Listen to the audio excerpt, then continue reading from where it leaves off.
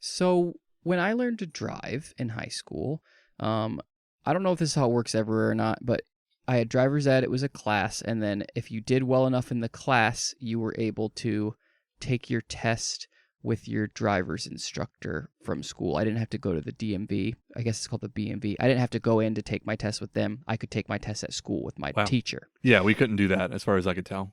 So that was a thing for me. But so because of that, you got to get a lot of hours driving with your teacher. I think you got like 10 hours in the semester or the quarter or whatever it was driving with your teacher from driver's ed. And so I did that, and I had a pretty good time. I feel like I got to drive with my friend named Kyle, and neither of us had driven before, so it's kind of this new exciting thing. Yeah. But you get to drive with this person who you don't know at all. It's a teacher, right? And so it's kind of just like a weird situation to be in a teacher with. And I remember getting yelled at for driving with one hand. Don't do that. Drive with both hands. And I remember being like, oh, and I tried to be a pretty good kid. I was like, yes, sir. And I held with both, and I didn't let go. You know what I mean? I drove with two hands. One hand equals bad. And so that's not good. Well, it turns out there's a thing where one hand equals good. And for some reason, I've been getting all these videos about it. We talk about sometimes how I'll randomly get into a subject because this is how everyone is now, I think, because your algorithm they start throwing it at you, right? I have been seeing tons of bowling content. I don't know why. I can't explain it. But in the world of bowling, it turns out there is huge controversy over people who are bowling with two hands. Yeah. And I didn't know this. I like to bowl. I'm an okay bowler. But I didn't realize that it was even a thing. I had a former coworker who would bowl exclusively two-handed. And it turned, okay, so here's the thing. Like I said, I didn't realize it was a thing. I didn't know anyone did it. I didn't know it was controversial if you did do it. But apparently you haven't been able to do it forever. So you always had to bowl with one hand, and there's some form of like, just like pride in being like the original, like doing it the way that it was designed to be done, like bowling with one hand, this graceful, the walk up and the arm and the movement all being one, beautiful motion. Yeah, there's a little bit of almost like ballet to it. Yeah, I'd say. It's grace. It's like a dance almost, and like if you do it well, it's like a beautiful thing, and that's how people see it, right? But a lot of good bowlers today, like professional bowlers included, are using two hands. I didn't realize it caught on. It's allowed now. Yeah, so it's allowed, and so from what I understand, you can get more hook on the ball. You can put a lot more spin on the ball. When the ball curves more, your margin of error is like wider. You can miss more and still hit the pocket, right? Yes. And so that's a good thing. But people all over in the sport, it turns out, are like, anytime I watch one of these videos of these, like, it's like a thing a lot of young kids do, like new up-and-coming bowlers, they bowl this way. Yes, Connor is several years younger than me, the former coworker, and we had a Christmas party that was bowling, and he was not bad. Yeah. He definitely was good. And so all these videos are like, it'll be like a video of a kid bowling a 300 and like, too bad it doesn't count because you use two hands. And it's like, and I was looking into this, and it turns out it's allowed, you're allowed to bowl with two hands. They did introduce a rule to where if your ball has holes drilled in it, you have to have your fingers in it. So people started plugging all the thumb holes so they could just have the two fingers in and use both hands. It's completely legal and completely allowed, but for some reason, there's just this huge like category of people who will never accept that it's okay. Even though like it has its drawbacks and its benefits. From what I understand, like you can get more you can curve the ball more, you can get more speed, more power. But like a lot of the people who do this, like they do get a lot of strikes, but if they don't get a strike, it's a lot harder for them to get a spare, especially with like a 10 pin on like the far, say you're a right-handed bowler and you're curving it from right to left. It's a lot harder to hit a pin on the right because they work so hard to perfect the curve, the hook on the ball, they have a harder time getting it to go that way or to not curve. I see what you're saying, yeah. Okay. And so it has its benefits, but it has its drawbacks. But for some reason, it's just this highly contested thing. I had no idea. I've bowled both ways myself. I don't know what I'm better at, but I think it's more fun to do the whole lots of spin two-hand thing. I've always thought that was fun. But yeah, I guess this just goes to show you that whether you use one hand or two hands, you're going to get in trouble both ways. If you drive with one hand, it's bad. If you bowl with two hands, it's bad. So I just want this to be your daily reminder that you can drive and bowl however you want.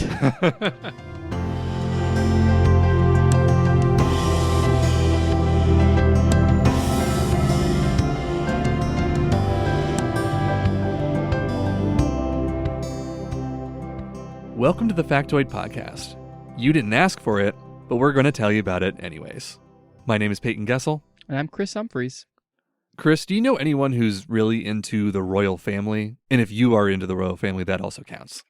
No, I can't say too much, no. Okay, how many of them do you think you could name off the top of your head? I'm scared to say even one. We will edit out all of the wrong ones so he looks perfect. I don't know. I mean... Who is the current ruler of England? I literally don't know. Okay, wow, yeah. I really don't know. Yes, so... Prince Andrew's still a thing? Well, he's sort of a thing still. I think his title just got stripped, actually, due to some of his ties. Sure. Yes. You're right. So I think literally he might be the, like, It's I don't King know. Charles. Yeah. So, yeah, so like, that's his brother. Yeah, Okay. so Charles. I think his wife Camilla is not allowed to be called queen. I think she's like queen consort or something that's like devolved. But you've got like Harry and William, where like the princes. Sure. I think Harry still has some of his citizenship. Like, obviously, I'm not an expert on the royal on at least the British royal family. But do you know anyone in your life who's like a big fan of them? No, I don't think so. Really? Okay. Yeah. I don't know. I feel like I run into people. I can't name a lot of them off the top of my head, but I feel like they're always on like a tabloid when you're at the grocery store, at the very least. There's something about like Kate Middleton did what or whatever. But like, even I remember growing up, like my mom would wake up at the crack of dawn whenever there was like a royal wedding or something like that. I think I remember when Prince William got married, that she woke up at, 5 a.m. so she could watch the ceremony on TV and stuff. So I wouldn't say that she's like a royal watcher or anything, but still kind of interests her at least a little bit. And I feel like there are a lot of Americans, though, that do have this fascination with the British royal family. Sure. So, for example, a few years ago, we were in Scotland, and we were in Scotland when the Queen was in Scotland and when she died. So this was in 2022. And she died in a Scottish castle maybe 100 miles away from where we were at. And we were out to dinner. We were at like a pub. We were waiting to pick up like a pizza or something. And we found out about her death from probably 3 different people in Ohio before we found any evidence of it. Wow. Even though we were relatively nearby where she was at. And in general, I'm pretty sure that people probably even knew, but there was just kind of an air of indifference. I felt like no one was mad that she died and no one was happy that she died, but it seemed like no one really cared. Sure. Like, we got back to our Airbnb and our host said, "Oh, did you hear that the Queen died?" in a Scottish accent. And it was said with like the same level of sadness that you would have if you found out that like your favorite restaurant closed. Like, no, it's a shame, I guess. Like, man, Queen died. So I guess it was just kind of surprising, especially when we told our friends this back in the U.S., that, yeah, Scottish people, they don't really, there wasn't weeping in the streets over this, basically. So I wouldn't say overall I care that much about the royal family, but, I'm okay with them. But in recent years, I've been trying to learn about other royal families around the world. So, for example, King Willem-Alexander of the Netherlands, he's kind of interesting because he apparently has so little to do as a king that he's just been flying planes commercially for 20 years. So he is just like a certified pilot.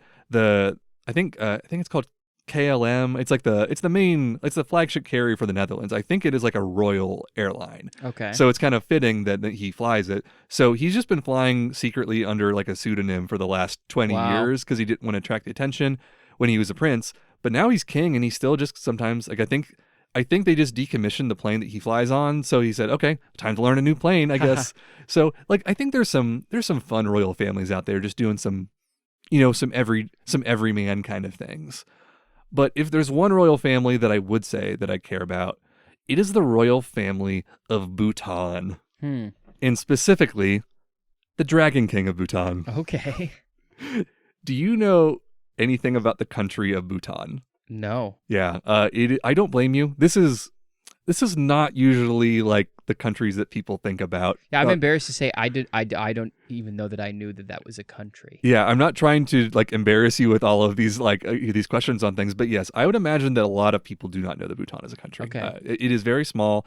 They are very isolated population-wise. There are more people in Columbus than there are in all of Bhutan.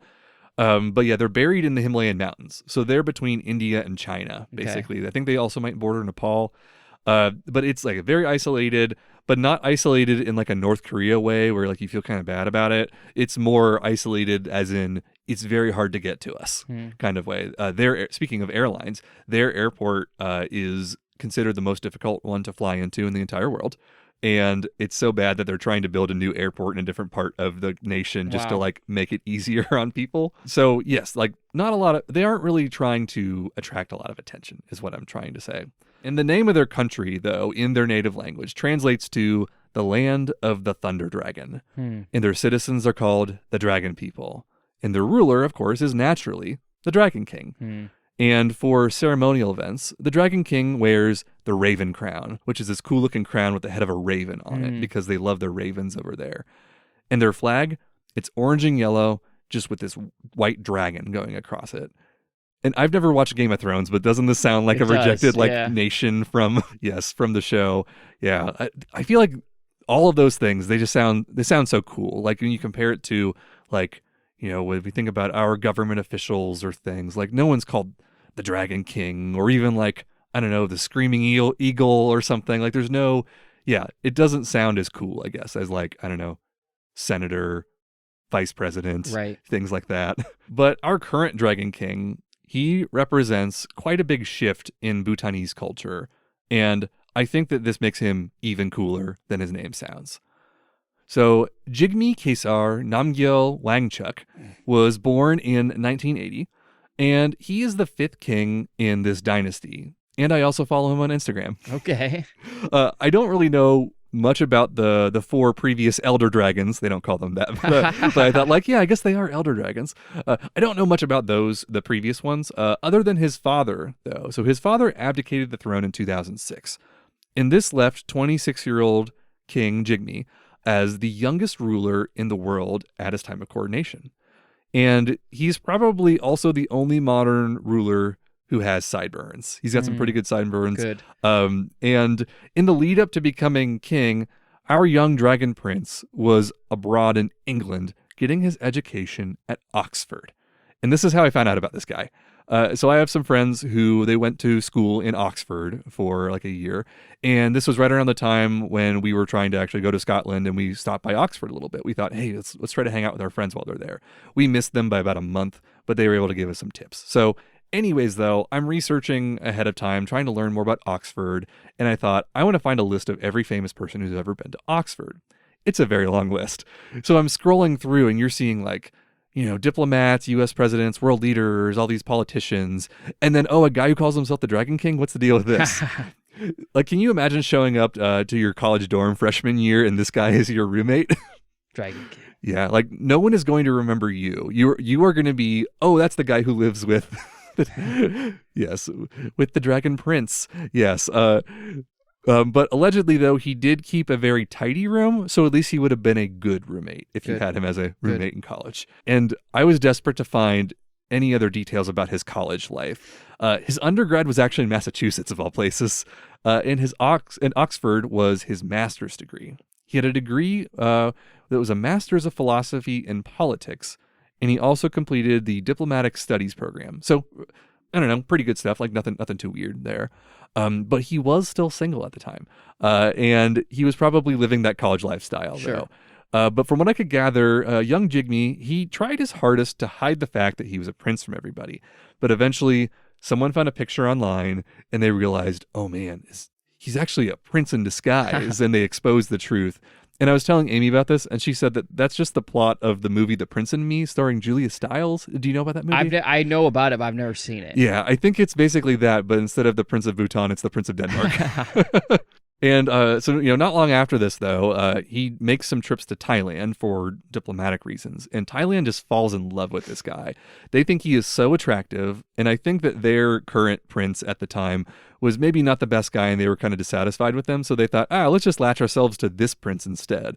And they're like writing songs about him. Like, can you imagine like enjoying someone so much that you want to write a song about them other than, I don't know, your spouse? Sure.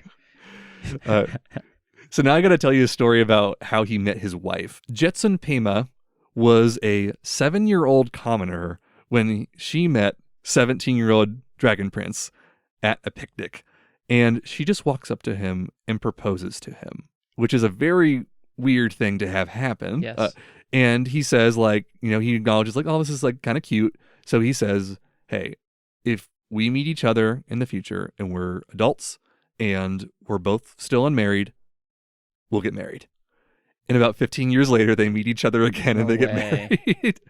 And this is when he's the king, too. This was this is after Prince time. And he just makes an announcement and says, like, hey, I'm getting married. And it's because I found her again. That's crazy. It is a movie. Right. Yeah. It's like you can't write a better love story than that. So our Dragon King he's an Oxford man, but he's also a basketball player. Okay. I read a story about how he came back from a semester abroad and he gets back to Bhutan in the middle of the night and he calls up Bhutan's only basketball coach and he says, hey, I've got to show you all the new moves I've been working on. So this is when he was like, maybe college age or so. And yeah, he starts like a 3 a.m. just like full court pickup game with him and the basketball coach and all their friends they could grab. So this guy's very serious about his ball. And I read about his play style. It's actually pretty well-rounded and diverse, unlike his father. So current Dragon King, he will drive to the hole. He will post up in the paint. He can shoot threes pretty well. But his dad is the one who popularized the sport in Bhutan. But he exclusively shoots threes.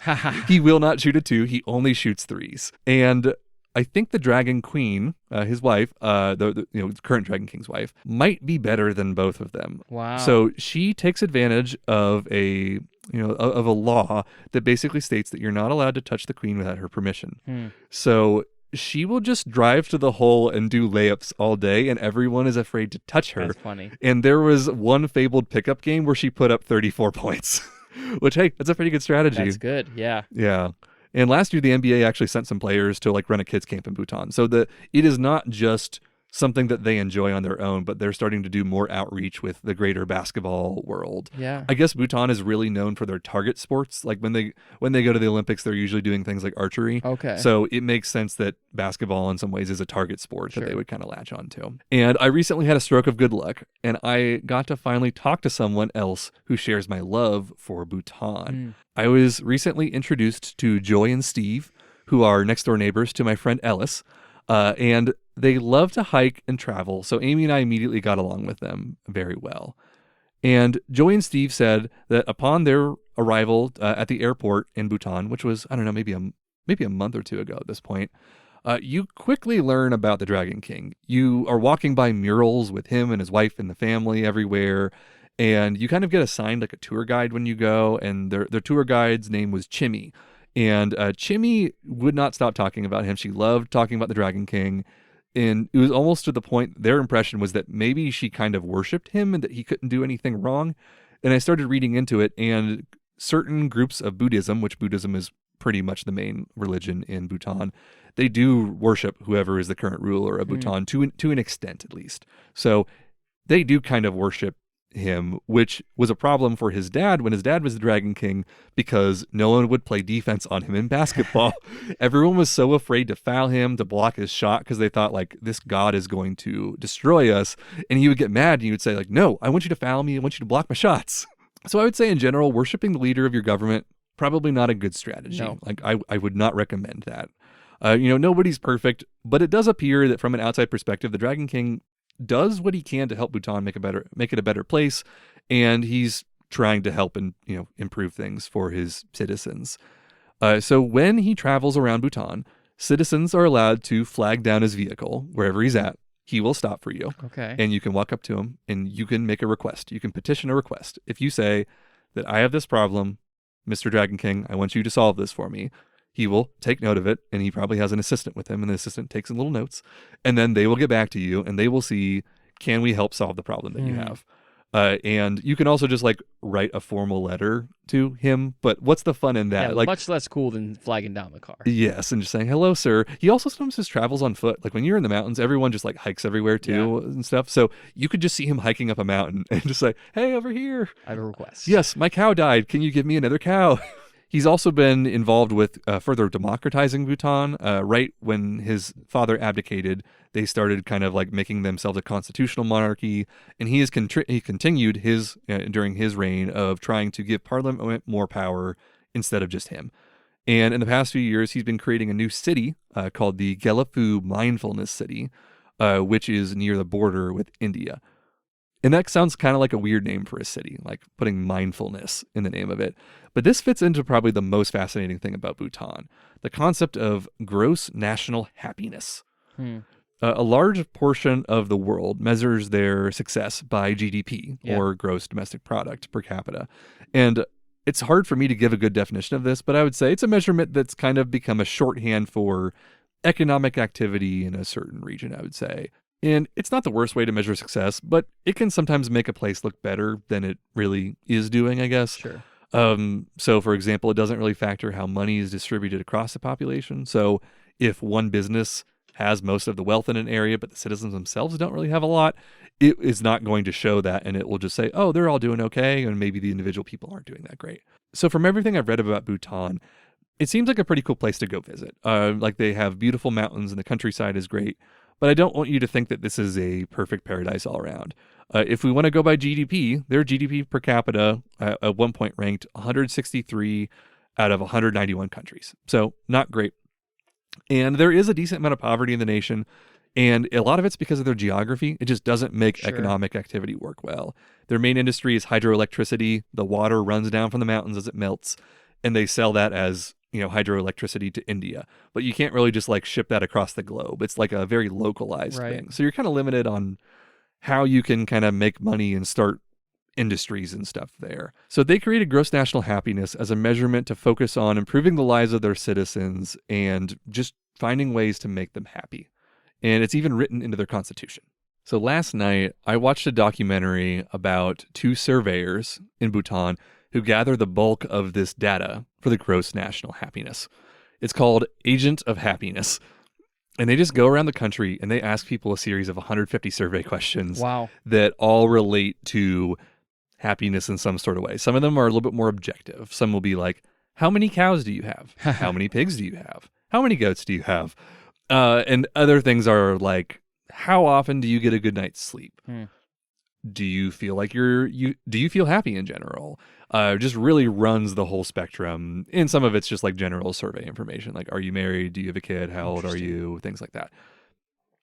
And it was fascinating to see some of the strange people. They showed more of the weird examples, I would think, of some of the happiness. Some of them were kind of sad. What was also funny is that the one surveyor, he's wanting to settle down and get married. And one of the subplots is him trying to achieve his own happiness because he's financially successful, but he just wants to get married, and he keeps on trying to marry this woman, and he's not sure if he can because of it's like a citizenship thing where, like, without getting into it, he doesn't have like real citizenship, and he's trying to get it because he's part of like a Nepalese like ethnic group and stuff. But yeah, so it's kind of ironic of the guy measuring happiness just wants happiness, and he can't really get it.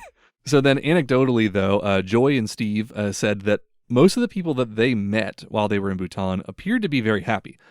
It's hard to tell, though, how genuine happiness truly is, because they might be truly happy, or maybe the tour guides only took you around people that were going to be happy, or maybe they're happy because you're stimulating their economy because you get charged like a fee for every day you're in the country. So it's hard to know, are these people happy on their own? Are they just putting a face on for you? And I mean, it's kind of a difficult thing to be able to discern. And recently, I've read into the ways in which we measure happiness and how that affects the results of what we consider to be happy. So since 2012, the World Happiness Report publishes their results on happiness, as well as trends that they see related to happiness around the world. And funny enough, the report is produced in conjunction with Oxford, and it was inspired by Bhutan and the surveys that I had previously mentioned. So this has kind of been one of Bhutan's biggest contributions to the bigger world is trying to look at happiness and measure it better. So the Global Happiness Index involves many objective measurements and subjective measurements, just kind of like what we said before at Bhutan. So you've got GDP per capita and life expectancy. But you also have subjective questions like, Did you experience enjoyment during a lot of the day yesterday? Did you smile a lot or laugh a lot yesterday? Or my favorite, did you learn something or do something interesting yesterday? And any day that I learn something new is typically a good day for me. The more I learn, the happier I generally feel. And days that I don't feel happy are typically associated with information being withheld from me. That's something that was a realization that I had about a year ago that, wow, yeah, when I'm not allowed to learn things, that actually kind of makes me less happy. It's crazy. And it took me a while to realize how much my happiness is affected by my access to learning new things. Yeah. And while money definitely can help with like stability and contribute to happiness, don't want to downplay that at all, I can do a sizable portion of the things that make me happy with like learning for very little money or no money at all. So if you're listening, you probably like learning things too. You probably are listening to us because you like learning our weird stuff. So I would encourage you to ask yourself, did I learn or do something interesting yesterday? Every once in a while, at least. And if you find yourself saying no a lot, maybe just like carve out some time and devote it to learning. And you might have a busy schedule. I'm sure we often all feel like we have busy schedules, but see if you can block some time just to learn something new and see how you feel afterwards. And if it works, maybe try to do that more often. And on a very small level, I hope that Chris and I can help teach you something new every once in a while as well and help contribute to your happiness.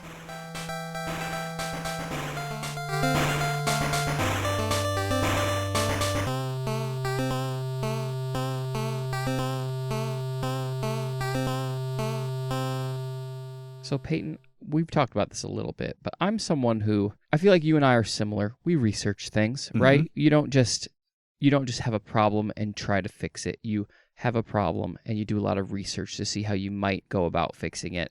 And then for me, I usually do lots and lots of research and find every possible way I could maybe fix it. And then I get too scared to actually try because I might break it. And then I ask someone to help me. Sure. That's usually what happens for me. Yeah. I just, for some reason, don't have a whole lot of confidence to finish things on my own. There are certain things I do, but like when it's like, especially when it comes to like your general quote unquote manly handyman things. Oh, this has been a problem lately for me. I just don't have confidence in it. My biggest fear is that I'll take something apart and then I won't be able to get it back together. Yeah. And if it's like an important thing to me, like if it's my bathroom faucet, I'm like, I'm just not going to mess with it because I might break it. Yes. So I'm just going to pay someone or ask someone. Yes. Currently going through a lot of things in that with cheap leaky faucets, with toilets that run a little bit. Yes. But they have like a weird, do you know what like a cylinder style like toilet like flusher thing is? Maybe. They're kind of weird. Instead of it being like the flapper that normally flips up, or maybe a canister toilet, whatever it is, that like I was having a problem with our toilet and it was just too intimidating because it didn't look like the one I knew how to fix. Yeah. And we would just let this thing every once in a while very slowly run. Yeah. And it would fill back up. And all it took to fix was talking to one of my friends, thanks Jake for helping me out with that, going to Home Depot and just saying, I think I know what the part is. I'm holding it in my hand. It's $5. I will come to your house right now. And just like helping finish the job on it because yes, like I'd read a little bit into it. I was kind of scared. I thought like, I don't want to flood our house. Right. So I totally... It's intimidating. Yes. Yeah. Exactly. I don't know why, but and it's like, and I have so many friends and I respect it so much who will just try stuff. And like a lot of them are good at it, like good enough.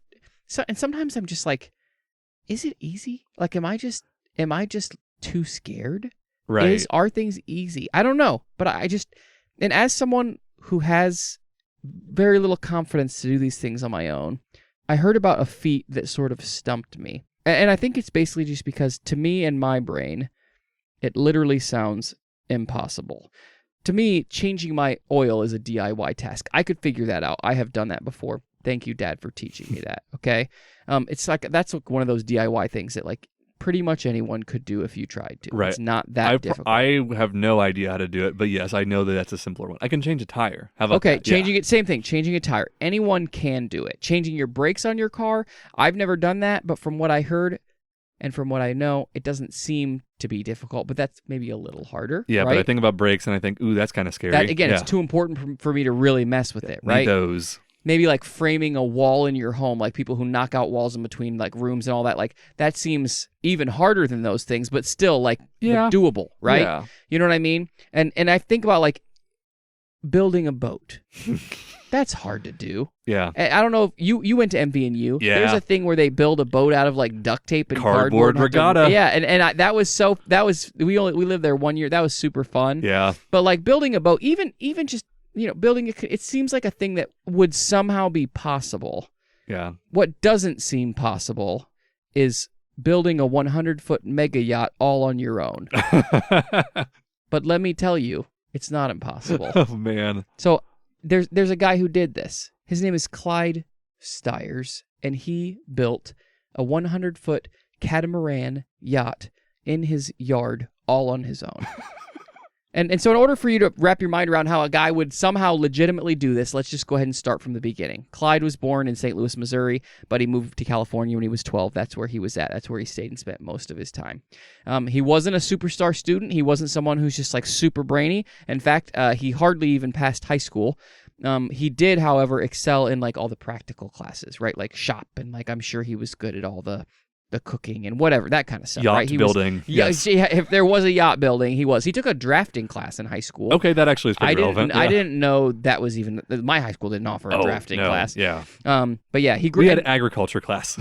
Yeah. We did too. You know what I mean? That's, I guess, just shows you where we grew up. He's a California guy. Yeah. We're Ohio people, or Illinois for me. Same thing. Yeah. Agriculture, farming, right? We didn't have a drafting class, but he took drafting, and he grew up around his father who made tools and worked with machinery. So he like was adjacent to these kind of things, but he wasn't a brainiac or anything like that. Mm-hmm. And right after high school, he moved into some of that practical physical labor. Early out of high school, he was a welder. The company he worked for made stuff that was used for like Boeing airplanes. Okay. And he also worked at a metal construction company where he figured out how to like fabricate and kind of work with metal and kind of cut weird shapes out of raw metal and whatever. So he did some of this stuff. They would use it on commercial buildings. He did some of this stuff. And so he had some practical experience in these sort of handyman type of things. But he didn't really have much as far as money was concerned. He didn't come from, wealth. He didn't come from rich. He didn't come from anything like that. But he was ambitious, and he wanted a little bit more money. So as he got older, he began supplementing his income by his side gig was painting apartments. Okay. He went around. I don't know if he got to know landlords or whatever. But he ended up just painting apartments on his nights and weekends. Made some money that way. Yeah. Kind of liked working for himself, he found out. And so one day he was out on the town, and he saw a custom VW trike motorcycle. And this is a kind of thing where like you take like a VW engine and you like put a frame on it, and it's like a custom motorcycle. Oh, okay. It's like there's kind of like a community around this sort of thing. But he saw one and he thought, wow, that's really cool. I kind of want to make one for myself. I feel like I could do that. Maybe I could even do it better. He's the kind of guy who thinks if someone can do it, I can do it, right? So he thought, so he does. He tries to build one. He sees one, and he figures out how it works, and he makes one for himself. He figured out what he needed, how he needed to do it, and he built one, and he drove it for a while, and he loved it. But eventually he decided, I'm just going to sell this, we'll move on to something else. So he sells it, he puts it up for sale near Disneyland in California out there, and a guy comes by and immediately buys it. Wow. And he says, wow, this is really great. And this guy turned out to be the owner of Custom Motorcycles of Houston. And he said, hey, you should consider doing this professionally. You're really good at this. And Clyde took this very seriously. And he actually started with his friend. He started a custom VW trike company. That's right? impressive. I know. Yeah. And it's because he thought, wow, this is something I'm good at. He was good at it. He built them as many as he could, him and his friend, and then he started, needing more parts. He needed, fiberglass. He needed chrome. So much so that his building rate got higher and higher. He went from building 1 every month, 2 every month. He was building like 4 a month. Him and his friend, just like for a tiny little 2 people custom thing, right? Sounds pretty quick. That's a lot. Yeah. He actually was needing so much fiberglass work, so much chrome work that he ended up purchasing a fiberglass shop and a chrome shop so that he could just provide it to himself as well as do all the rest of that building. Oh wow, that's cool. And so yeah, it was a thing that he got really into. And he changed the model a little bit to where he, rather than just building the whole thing himself, they decided to create like a kit. And so they like built these kits to where people who wanted to build them themselves could buy the kit. It would come with like a front end and like a frame, and they would put everything in it and make it. And those were like $800. It was like an $800 thing. And it was a big enough community that people were really interested in this.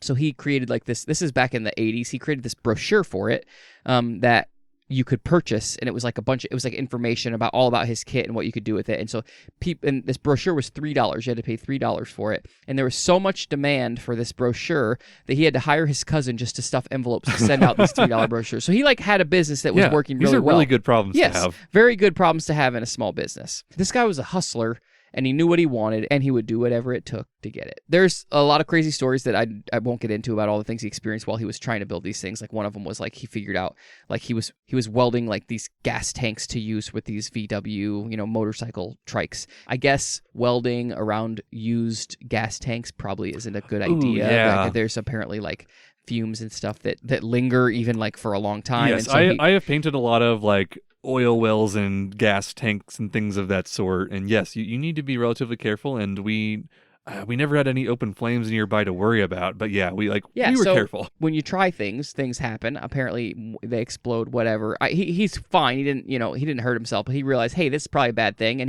he learns, why is this blowing up? I need to figure this out because I got to figure out how to use this. And so he figured, oxygen and spark, this equals flame. So what can I change to make this not explode? So basically he ended up like, well, if I can get rid of the oxygen. So basically he like somehow jerry-rigged to where like a lawnmower's exhaust would go into this. Oh, wow. To go into this tank so it would take the oxygen out because this stuff was like, it would like whatever. I don't understand, but basically he figured out how to do it. He did it well. So he had his problems, but if he put his mind to it, he could figure it out. During all of this motorcycle work, the side projects didn't stop because when you're a guy like this, I think your brain just stays occupied. You got ideas and you want to do things. And so he did. Yeah. And that's true for him. He actually turned a double-decker bus, like a German double-decker bus, into this like motorhome, like a luxury motorhome that he like ended up living in and taking around. And he wanted to experience the world and he loved that lifestyle. But after he completed that project and after he lived that way a little while, he realized, he had this sudden realization that he wanted to have life on the water. And so, as anyone naturally would do, he bought a 50-foot sailboat in Taiwan. And he took 6 of his friends to Taiwan, and they sailed it back. And he didn't know anything about sailing. Oh, no. Nothing. How about him and friends? his friends knew nothing about sailing. Nobody did. Like, they were completely clueless. They get on this sailboat. They didn't even know which sails went where. They didn't understand anything. But somehow, through trial and error and confidence, they ended up sailing this boat back to where they were going, right from Taiwan to where they lived. Crazy. Wow. It's crazy, right? Yeah. Like it was like there's like stories he tells of like they like looked through their binoculars or telescope or whatever, right, to like find somewhere else. They find a sailboat off in the distance. They get their way over there so they can ask them, "Hey, how do we use a sailboat? Ahoy! Yeah. How does this work?" Yeah. And so like it's crazy. He realizes he wants a life on the water. He buys a sailboat. He sails it back, and then he realizes maybe sailing isn't for me, which is probably smart, but that doesn't shake the feeling, hey, I still want a life on the water. I still want this. And so he's, you know what? He's out in Newport Beach in California. This is kind of a ritzy area. I don't know if you've ever seen the OC. That's from Newport Beach. I've always wanted to watch the OC, but yeah, I can imagine the kind of place you're talking about. It's very, very uppity, right? And so if you go to a marina in Newport Beach, which is where he happened to be hanging out that day, you see a lot of fancy boats, a lot of really fancy boats. We live in Ohio. The closest thing I can imagine here is on Lake Erie, there's some really fancy boats, right? But imagine that times a billion, right? Yes. They're just very nice, very fancy boats. And he saw this guy in his mid-60s. He's just kind of having trouble getting from his boat to the dock, like just kind of, seeing what age and what time had done to the body of this man. And he was retired and he was trying to enjoy his life on his yacht, but he could hardly even do it because he was physically, failing, right? Yeah. And so he realized in that moment, I don't want to wait to retirement to live life on the water. I want to do this. And so from that moment, he goes all in. He says, I'm going to do whatever it takes. I'm going to figure out how to do this. I'm going to get myself a yacht. How do I do it? I'm going to build it. So he sells everything, like everything he owns. He liquidates his life, his businesses, his motorcycle, like everything he's got, sells everything, buys land in the desert of California because that's where he could afford it, right? Because again, he's made a name for himself. His claim to fame is this motorcycle thing, but he's not a wealthy guy, right? Mm-hmm. And he goes full force into building this boat. So 85 miles from the ocean, mind you, he starts building this 100-foot yacht in his backyard. His motto really did seem to be his whole life, if someone could do it, why couldn't he? And this is what he did. This is what he was doing. In 1987, he started to build, and over the next 5 years, for 12 to 15 hours a day, every day, he, using industrial-grade aluminum sheets that were 5 feet by 20 feet, they were 300 pounds, he built this boat, right? There was these big sheets of aluminum. There was these 20-foot beams that he would figure out how to manipulate by hand to create the shape he wanted just by eye. That is crazy. I know. And it's like, and it's a thing where people would say like, well, how did you build it? How did you make these plans? Like, well, was this in my head?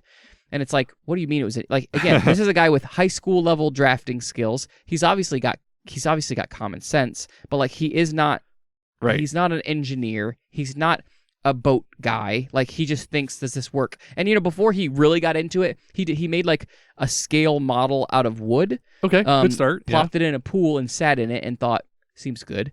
Literally, that's like how he tested it, right?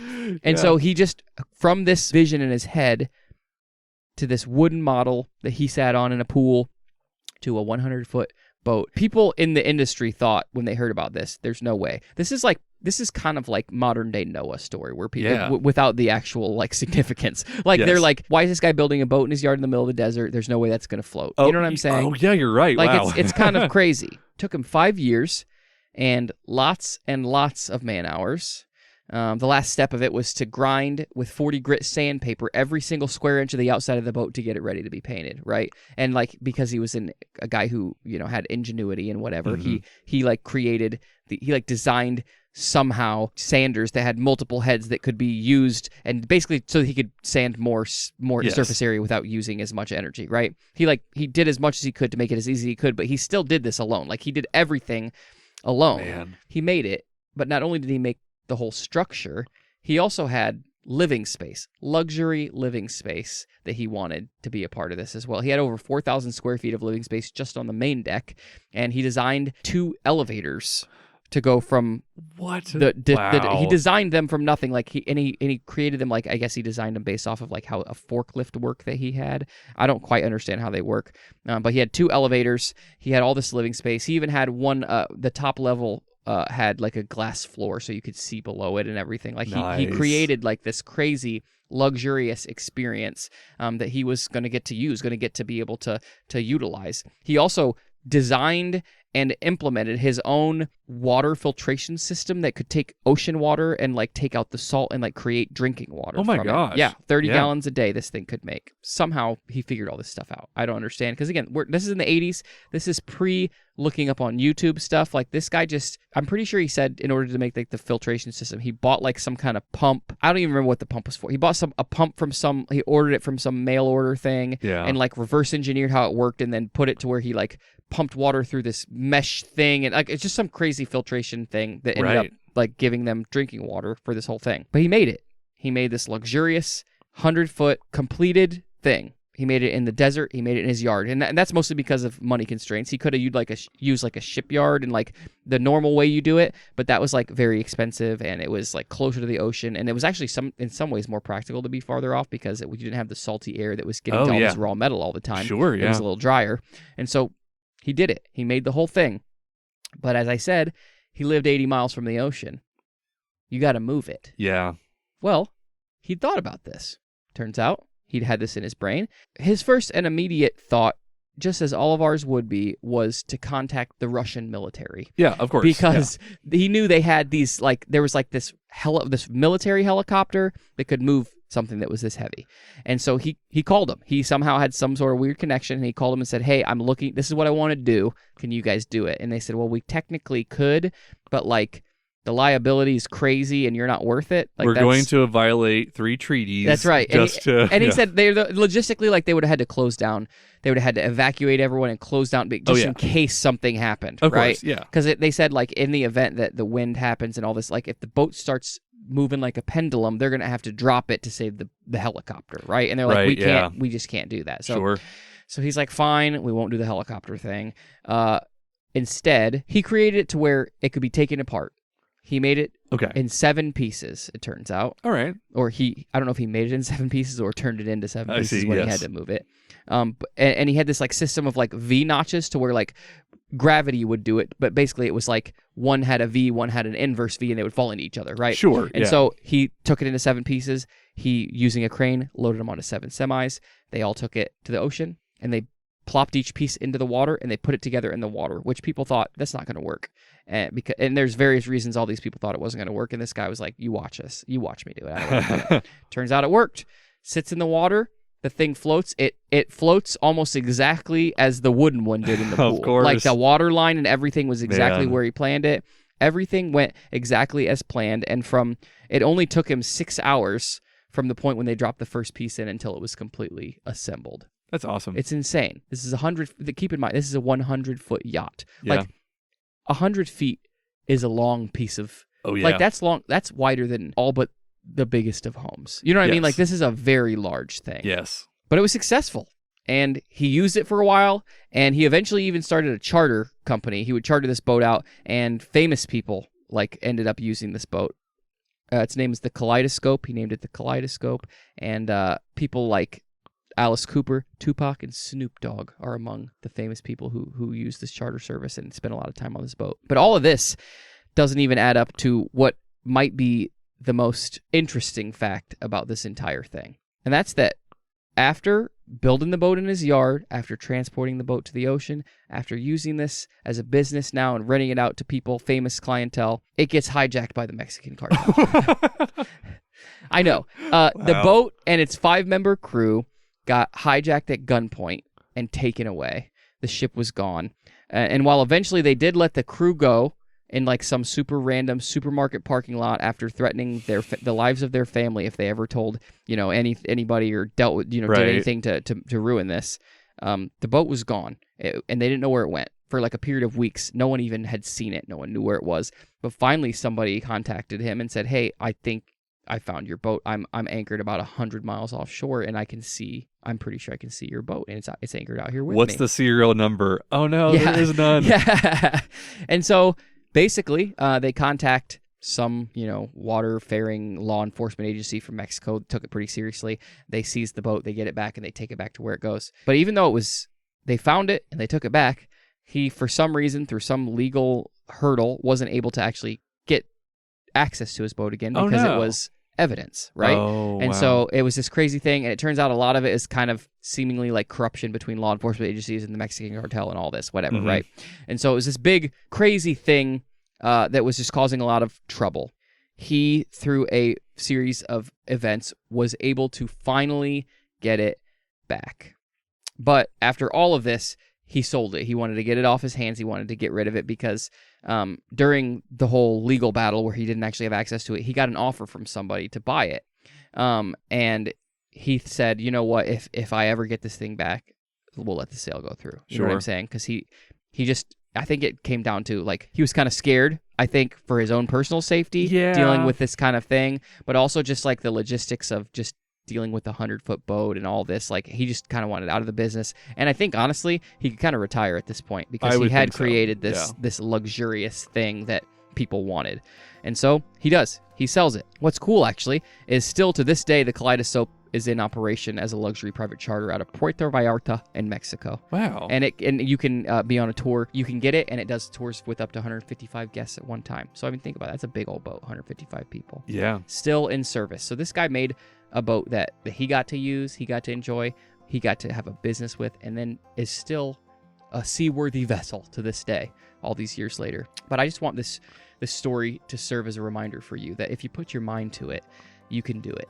The mind is a powerful tool. And just like Clyde said, if somebody can do it, so can you.